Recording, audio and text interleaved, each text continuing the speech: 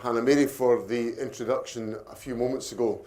Hannah Mary, your part of the world, Shetland, is at the very heart of Scotland's energy story, from the first years of oil and gas that we've just heard about, right up to today, and the beginnings of our second energy opportunity. And what a fantastic film for us to have put together. It tells a story that we all feel in our hearts, a story that will resonate in all corners of our country. Scotland's oil and gas wealth flowed south to fill the coffers of the UK Treasury, leaving Scotland with the economic scraps from the Westminster table. London and the South East prospering, with Scotland, despite being the source of so much of the wealth, treated as little more than an afterthought. We saw it then, and we're seeing it once again today. The oil and gas industry, which has delivered direct revenues of £450 billion to the UK government, now left high and dry by an energy profits levy that is sucking the economic life out of one of our country's most dynamic and important industries, an industry that deserves better given all that it has contributed in the past, but also an industry that deserves better because of the essential part it must play in our transition from carbon-heavy to carbon-free energy generation. And let's be clear, the oil and gas industry is not just the rigs, it is the service vessels, the supply chains, the engineers, the geologists, the designers, the researchers, the office workers, the hotels, cafes, restaurants, a whole ecosystem of economic activity, a network of routes deep in all parts of Scotland, but above all in Aberdeen, the North East and the Northern Isles. Deep roots in our society, but also in our national psyche. The oil and gas industry has been an important part of Scotland's story, a fundamental part of who we are. That's why when I met the Prime Minister on Friday, I made clear the existential nature of the current threat that we face. I left the Prime Minister in no doubt that unless he changes course, what we face is a second wave of 80s-style deindustrialisation, 80s-style economic devastation. Today, Sir Keir Starmer is an even less popular Prime Minister than Liz Truss, and that takes some doing.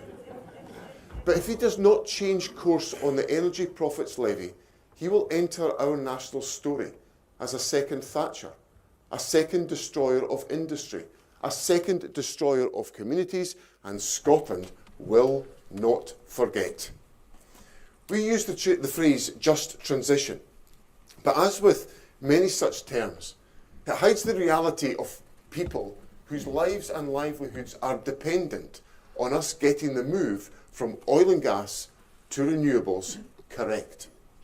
Have no doubt, if Scotland is to make the most of our renewables wealth, we need the skills of the people working today in the North Sea, and so we must not abandon them. Fundamentally, that means taking decisions about our energy policy and our energy future as quickly as possible out of the hands of Westminster politicians who ultimately, and this has always been the case and it always will be the case, care less about Scotland than they do about their own backyard. But there is a different path, a different future. As our film today sets out, just over the North Sea, a very different story is being told. Norway, with the full powers of independence, has been able to use its energy resources, its oil and gas wealth, to build an economy and a society that is wealthier and fairer than the United Kingdom. Norway has put in place strong financial foundations and economic underpinning that means each and every Norwegian has a more secure future than people in Scotland. It's a story of wealth and opportunity achieved because Norway's energy was in Norway's hands. But just like oil and renewables-rich Norway, Scotland has been blessed twice. We may have missed out on the full benefit of our oil and gas bonanza, but with our vast, low-cost renewable energy resource, Scotland has the second chance to get it right. The second chance to repair the damage being done right now by a Westminster approach that serves London and the South East, while happily sacrificing Scotland and our North East. You, like me, will have heard people from the islands and the Highlands to Galloway and the South West asking, why more wind farms? Why more pylons? When the energy being generated is doing so little for Scotland as it flows once again down south, and we face sky-high energy costs. We produce energy in surplus, but the folly of UK energy policy even serves to turn the fundamental economics on their head. A surplus of low-cost energy in Scotland should mean, and must mean, not ever higher bills, but low-cost energy for the people of Scotland for good. Friends, we speak of independence as the fresh start that Scotland needs. A fresh start from the chaos of a Westminster system that is fundamentally broken and broken beyond repair. And a fresh start financially, economically.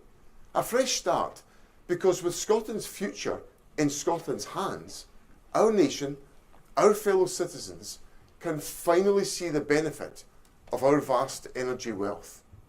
No more should Scotland's energy and energy wealth simply flow south, because just as it was Scotland's oil, today we say loud and clear, it's Scotland's energy. And this time, let us say this so that Westminster can be in no doubt. The full benefit of our energy wealth must be felt by the communities who have wind farms in their backyard, by households struggling to pay their bills, by businesses the length and breadth of our country with the potential to prosper and to grow. In short, the full benefit of Scotland's energy wealth must be felt by the people of Scotland. And that is why today we set out the opportunity that exists for Scotland if we choose independence. Independence just like Norway. And like Norway, using our energy wealth to deliver a true transformation of our society and our economy. We know from analysis produced for Ofgem that a different policy approach would enable Scotland to have the lowest wholesale electricity prices in Western Europe. As we set out in the paper published today, by selling that low-cost electricity into other markets at a profit, by increasing storage capacity, including pump hydro storage, to end the folly of generators being paid not to produce electricity, and by removing unnecessary costs like the UK's nuclear levy, we can deliver big benefits here in Scotland. That includes being able to lower household electricity bills by over 1/3. A big saving for families across Scotland, offering the real hope that cost of living pressures will finally begin to ease. The opportunity to give communities a real stake and a share in the profits from the wind farms being built in their area. That will become a requirement of onshore developers to do so. And the opportunity to deliver a crucial competitive advantage for Scottish industry, for Scottish companies, and deliver savings for our hospitals and schools with their electricity costs cut by at least 1/3 too. Think what that will mean for our National Health Service. Less money spent on energy bills means more money to spend on doctors and nurses, on more operations and appointments. And have no doubt, a policy of low energy costs for Scottish businesses can be as transformational for our country and its prospects as the policy of low corporation tax was for Ireland. With a commitment to delivering low energy costs as the backdrop of our national economic strategy, we can also make every Scottish business more competitive than it is today, creating new jobs, better paid jobs, opening up new opportunities for investment, innovation and growth. We can attract new business to our shores.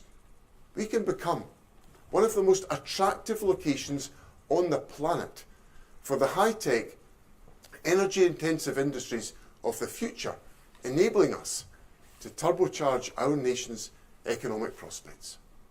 Friends, an energy-rich Scotland must mean energy-rich Scots.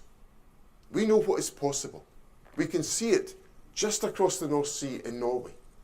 Let's not miss this second opportunity to transform our nation. Let's not let Westminster take the decisions and also take Scotland's wealth, because it is Scotland's energy, it is Scotland's opportunity. And I say to each and every person in this country, it is your energy and your opportunity too. We will be better off with independence, better off with Scotland's future and Scotland's energy in Scotland's hands. That is the fresh start that only independence offers. It's the fresh start our nation can choose in May next year, and it can do so only by voting for the SNP. Thank you very much.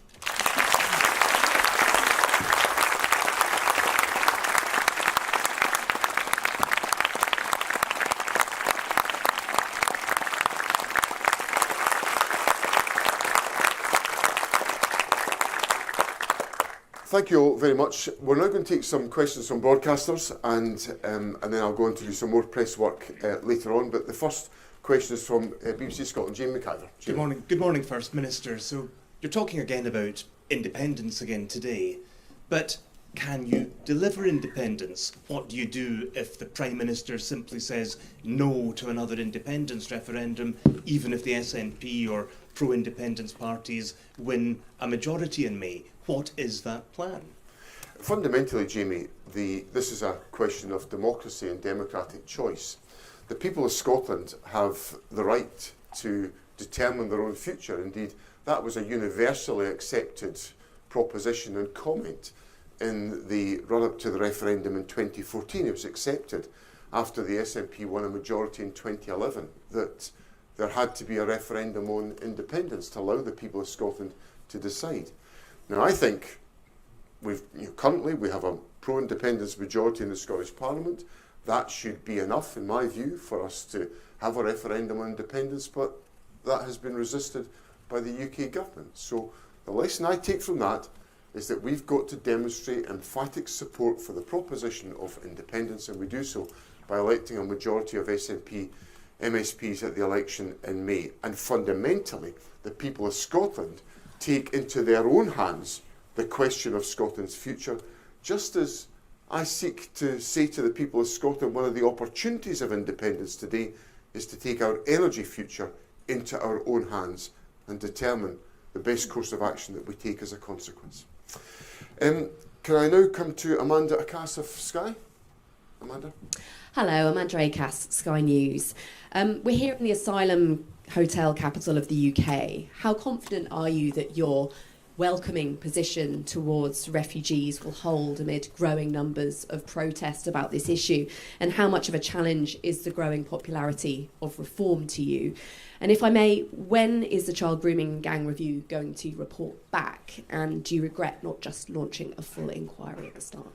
Well, on the issues in child grooming, we set out to Parliament the steps that we're taking, which are about gathering the evidence to determine whether we should move on to undertaking an inquiry, and we've got a huge amount of independent scrutiny in place from His Majesty's Inspector of Constabulary, from Healthcare Improvement Scotland, from the Care Inspectorate as well. So there's a variety of independent scrutiny able to be undertaken. I welcome the appointment of Professor Alexis Jay to lead the national group that looks at all of these questions. So that work is underway, and I think is the right course of action for us to take. In relation to the questions of asylum, I take the very firm view that this country has always been a welcoming country. We should maintain that.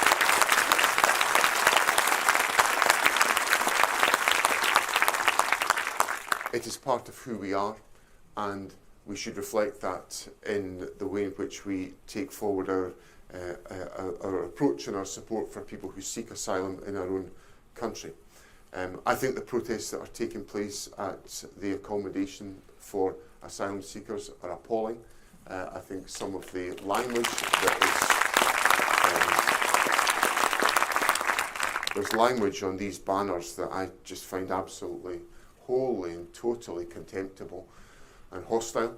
So I have no truck with those protests, and I think it's important that very clear and emphatic political leadership is given that Scotland will not follow that hostile approach to migration. Indeed, we actually need people to come to Scotland to boost our working age population because of some of the challenges that we face. So that's where I stand. I'm not going to change my mind. I think it's the important stance of principle that reflects the people I lead in this country. And of course there are people that are supporting reform, and I will challenge reform. I will go up against reform and what they say. I will stand firm in exercising that political leadership, and I'm quite sure I speak for the majority of people in Scotland in the process.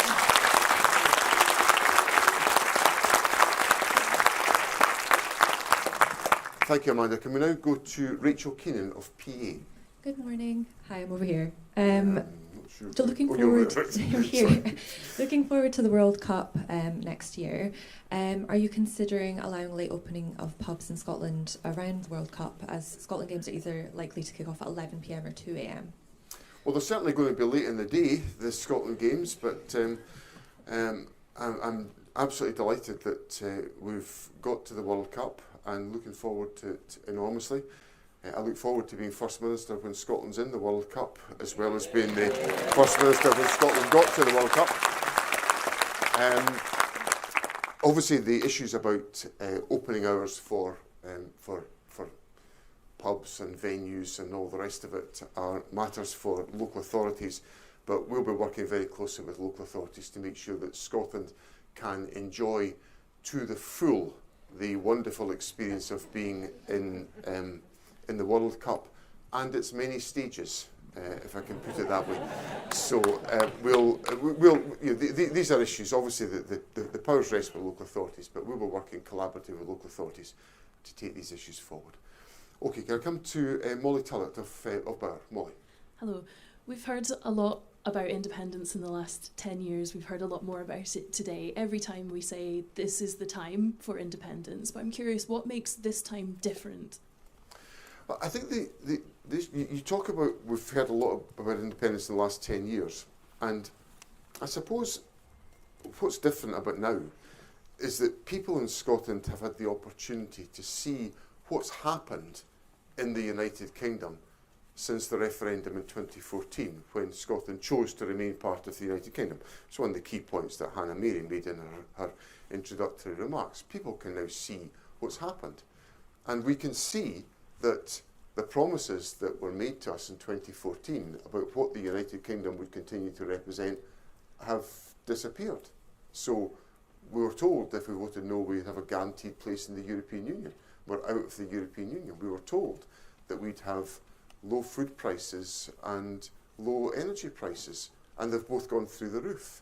And we've seen the diminution of economic opportunity for Scotland as a consequence of the sky-high inflation that's been part of the economic management of the United Kingdom. So for all those reasons, I think people are reflecting on the fact that what was promised in 2014 has not materialised, and that's why I think it's so important that Scotland takes this opportunity to proceed to become an independent country, because the arguments I've mapped out to you today, which are in our film and which will be part of this whole campaign that I'm setting out today, and which will be an integral part of our message in the run-up to the election in May, is this.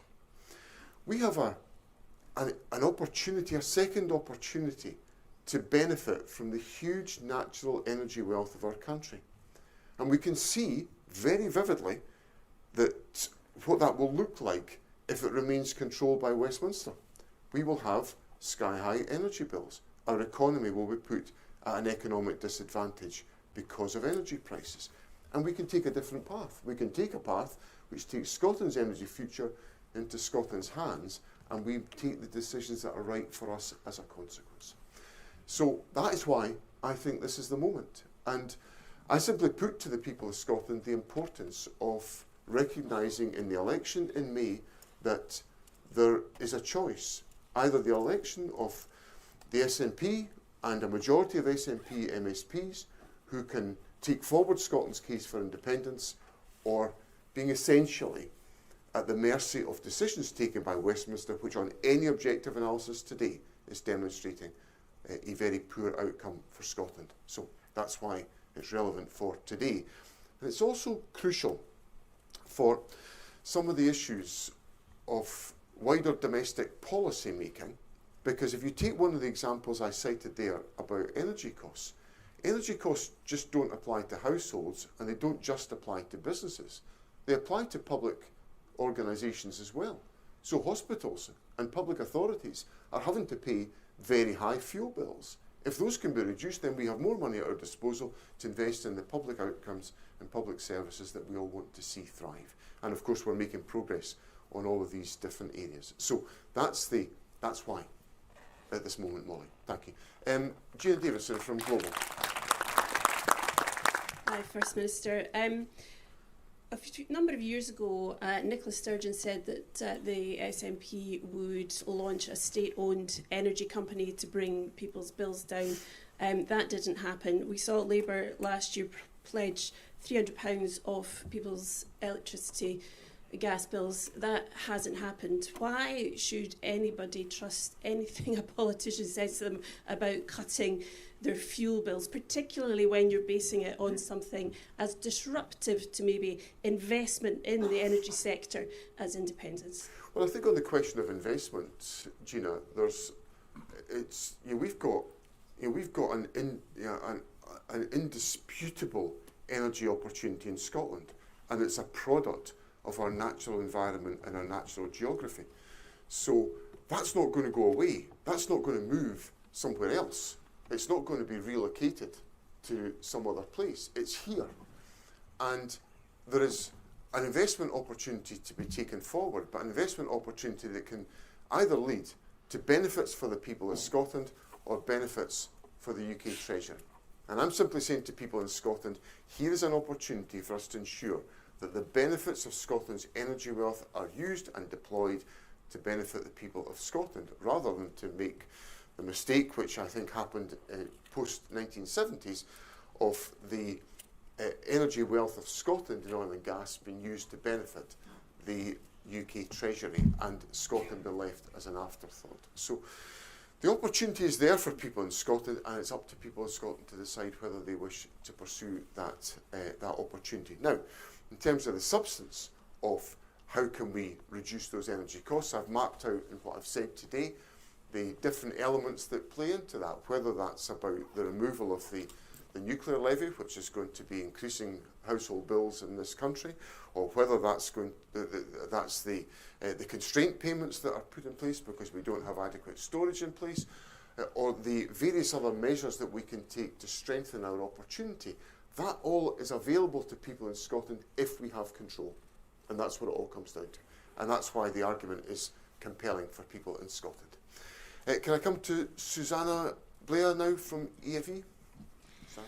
First Minister, if the SNP wins in May, what will be the timeline for the next step towards independence? Well, obviously, if we win the election in May with an overall majority, I will be taking forward the steps to make sure that Scotland is able to determine her own future, and to do that with urgency and with impetus, because Scotland's democratic wishes must be respected, and that's precisely what will happen if the people of Scotland elect a majority of SNP MSPs in May, just as it happened in 2011. And the democratic arguments in favour of making sure that that is the case, of guaranteeing the people of Scotland the right to determine their own future, are indisputable arguments that will be at the heart of the approach we take as a government.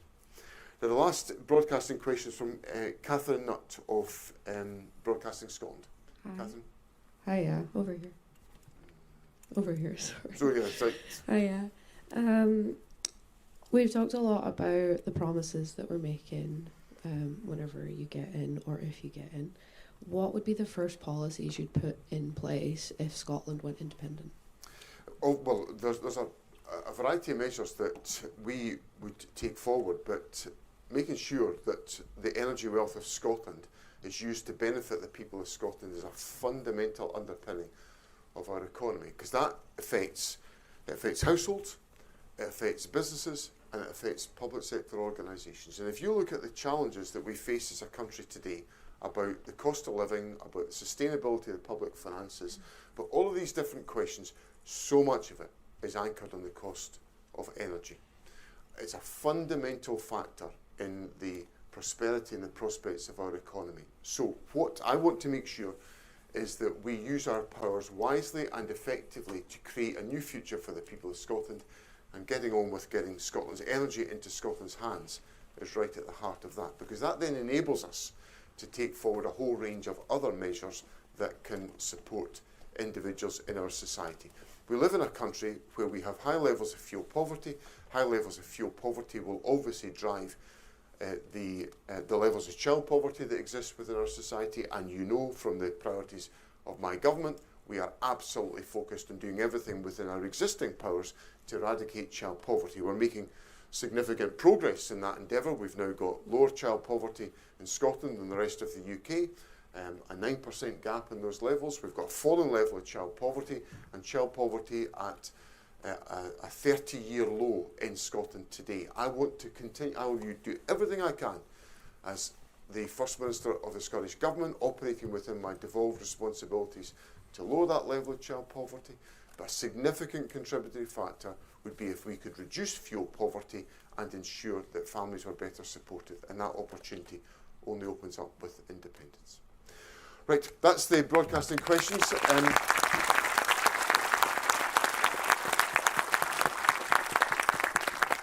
Thank you all, and it's great to have the opportunity to set out this important thinking which will underpin our election campaign of the realisation of Scotland's opportunity.